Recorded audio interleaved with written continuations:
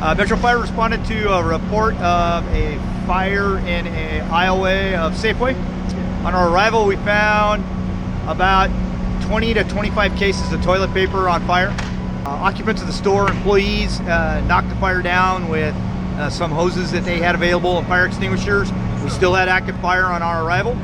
Crews pulled the line and quickly put the fire out. At that point, the biggest problem was salvage and overhaul for the store. So we removed all the smoke with fans and then picked up all the product and got it out on the outside. The fire is arson and is under active investigation now. We have an investigator looking at tapes, and so they're making good headway with that. 25 to 30 cases of product, probably about 5 or 6 shelves that were damaged.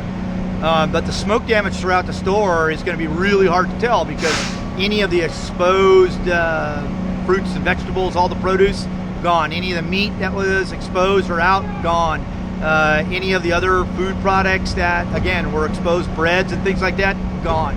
So if you can imagine, this is catastrophic to this business. It's going to shut them down for hours on end, and they've promised me that they are going to be up and running as fast as they can, but it's going to take them quite some time to get the place cleaned up and get it back to meet health standards and meet Safeway standards. People think of that the fire itself is really what's causing the damage, but quite frankly, it's the products of combustion.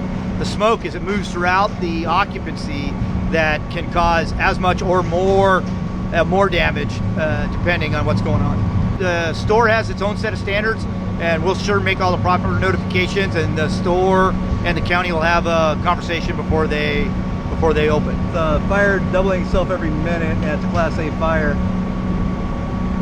What was the potential there, and your guys' response time? How soon did you guys get here? Because that's a fire that can take off pretty quick.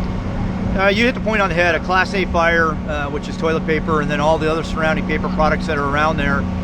This fire could have gotten very big very quickly, if not for quick actions of the folks on hand who hit it with fire extinguishers. Interestingly enough, that none of the sprinklers popped off, so we didn't have any sprinkler activation. And then Metro Fire had a very robust response of 3 trucks, 7 engine companies, and 2 battalion chiefs. And we like to dogpile these things and put them out fast. The sprinkler system functioned as it should have, which means that it didn't. Oh. It's got to have 135 degrees at the head in order for it to go off.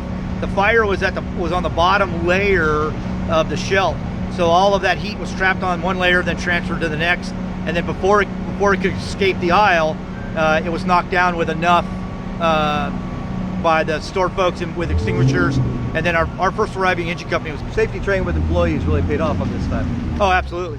Yeah, and willingness of people to step in, store employees to step in and do the right thing, and that is get people out. That's the number one priority. Let the sprinkler system do its job, and then use the safety equipment that you have provided to you. So, no, it's definitely a team effort by the store, and then in conjunction with Metro Fire's response.